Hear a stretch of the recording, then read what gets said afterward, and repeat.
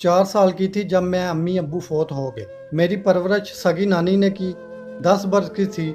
नानी ने मुझको बहाने की ठान ली। एक रोज नानी ने बताया तेरा दुल्हा आया है। उस वक्त पड़ोसन बैठी थी, इश्तियाक से बोली जरा देख तो कैसा है। तभी पड़ोसन की आड़ में मैंने भी अपने होने वाले दुल्हा को देखा। उफ मेरे खुदाया, पड़ोसन के मुंह से निकला, जमीला परवीन पर इतना जुल्म मत करो। क्या इस बूढ़े से इस फूल सी बच्ची को ब्याह दोगी? ये तो उम्र में उसके बाप से भी बड़ा लगता है। किस कसूर की सजा तू इस बच्ची को दे रही हो? ऐसे ही तुम पर बोझ है तो मुझे दे दो, मैं इसका खर्चा उठा लूंगी। रिश्ता तो जोड़ का ढूंढा होता। तुमको क्या पता, जब मर्द सर पर ना हो तो घर में जवान बच्चियों की कितनी रखवाली करना पड़ती है। नानी के जवाब पर पड़ोसन अपना मुंह सा बनाकर चली गई और मैं 10 बरस की उम्र में 60 साल आदमी की बीवी बन गई। नहीं, मैं उन दिनों को याद ना करूं तो ही अच्छा है। ये सितम ढाने वाली नानी 3 बरस तक साथ रही और जब मैं 13 बरस की उम्र में एक बच्चे की मां बन गई तो उसने मुकम्मल तौर पर मुझे उस बूढ़े के हवाले किया और खुद अपने घर चली गई। अब शाऊर आ गया कि जवानी क्या होती है, जवानी के अरमान होते हैं।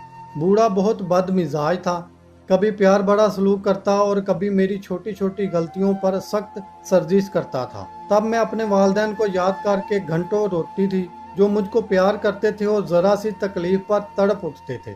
जब मेरे शोहर मलिक ने देखा कि ये बच्ची खुद को संभाल सकती है और ना अपने बच्चे को, तब वो नानी से इसरार करने लगा कि आकर इसके साथ रहो। नानी को भी यही चाहिए था, तभी वो फौरन हमारे घर आ बसी।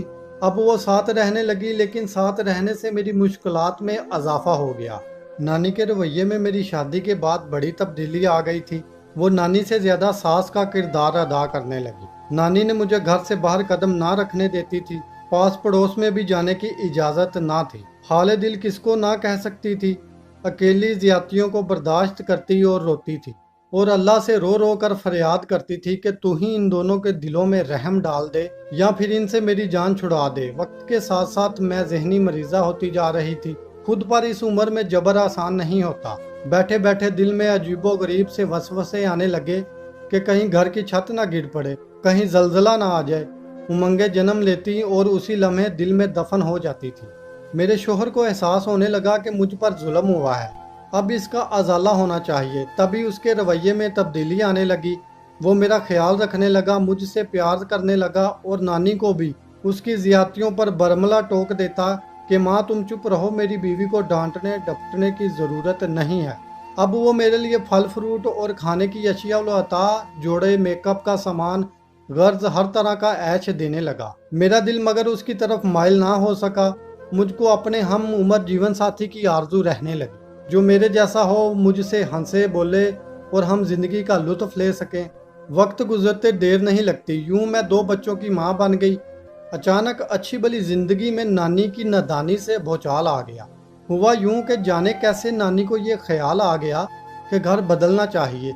ये घर छोटा है। उसने रात दिन मलक के कान खाने शुरू कर दिए। मलक पुराना मोहल्ला छोड़कर कहीं नहीं जाना चाहता था, क्योंकि सभी जाने पहचाने लोग थे, जबकि नई जगह का पता नहीं होता कि वहाँ किस किस्म की आबादी है। आखिर वो दीवार खड़ी हो गई जिसको मुझको बाद में फलांग कर बच्चों की बर्बादी को आवाज देना पड़ी। मेरे शोहर ने नानी के कहने पर दूसरी जगह किराए का मकान ले लिया। हम लोग नए मकान में मुंतकिल हो गए, मगर ये तब्दीली सख्त नुकसानदेह साबित हुई। जिस मकान में शिफ्ट हुए उसका एक हिस्सा मालिक मकान के पास था, जिसमें उसका जवान साला बेटा अजहर रहता था। वो निहायत बदचलना आवारा किस्म का लड़का था। हर खूबसूरत चेहरे पर उसकी नज़र होती थी। हसीन लड़की को देखकर फिसल जाता था। पढ़ाई से ज़्यादा उसका दिल इश्किया गानों में लगा रहता था। एक दिन जब मैं सेहन में कोई काम कर रही थी, उसने अपने कमरे की खिड़की से मुझे देख लिया। उसका कमरा बलाई मंजिल पर था और खिड़की से हमारे सेहन का मंजर साफ नजर आता था। मुझको देखकर वो मशहूर हो गया, क्योंकि मैं बहुत खूबसूरत थी।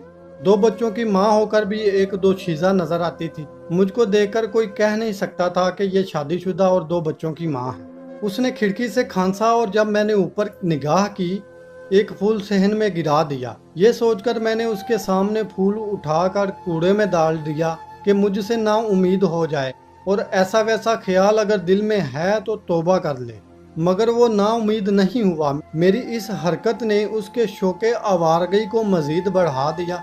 उसके बाद उसने ये वतीरा बना लिया जब मैं सेहन में होती और नानी कमरे में ऊँग रही होती, वो खिड़की में आकर खांसता और सेहन में फूल गिरा देता। मैं भी इंसान थी, आखिर कब तक दामन बचाती।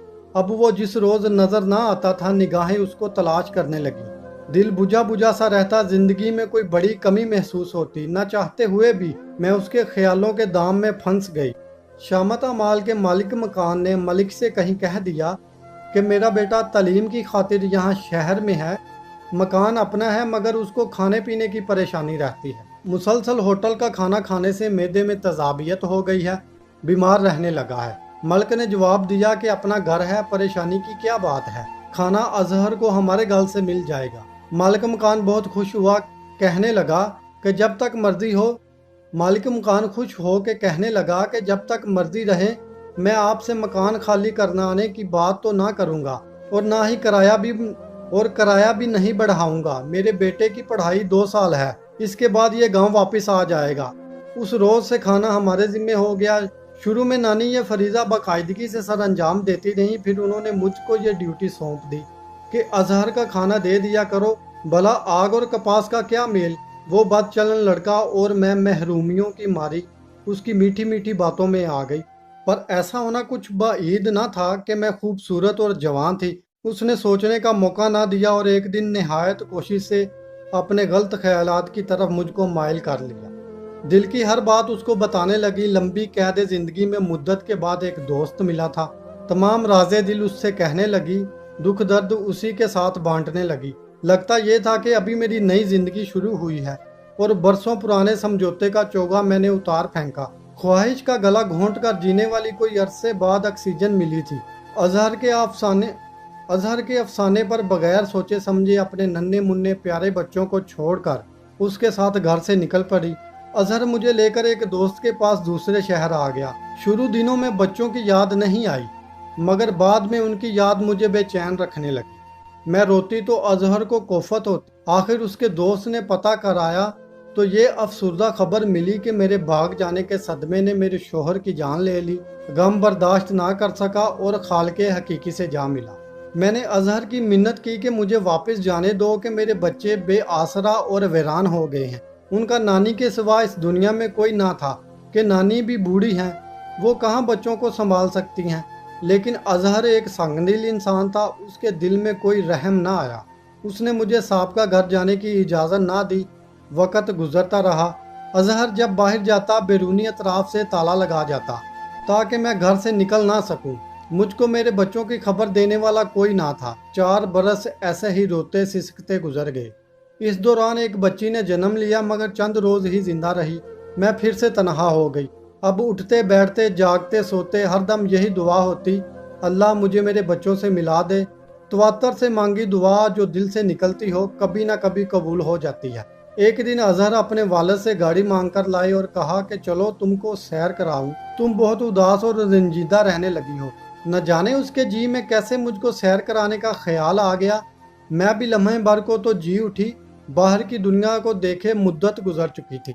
वो मुझे वहां लाया जहां मेरी नानी का घर था, जहां मलक का घर था, जिस शहर में मेरे बच्चे रहते थे। हम बाजार से गुजर रहे थे और मैं सोच रही थी कि ऐ काश कोई मौजज़ा हो जाए और मैं अपने बच्चों की एक झलक देख सकूं। मैं खोई हुई थी कि अचानक निगाह सामने से गुजरते हुए 2 बच्चों पर पड़ी, जो हू बहू मेरे फहद और हमाद जैसे थे, मगर उनके चेहरे मैले और कपड़े गंदे और फटे हुए थे। दुबले पतले हड्डियों के ढांचे मदकूक चेहरों वाले बच्चे भीख मांग रहे थे। उनको देखकर मेरी चीख निकल गई और मैं गम से बेहोश हो गई। होश में आई तो अपने आप को घर में पाया। अजहर मुझे बेहोश को घर में बिस्तर पर लिटाकर और बैरूनी दरवाजे को ताला लगाकर न जाने कहाँ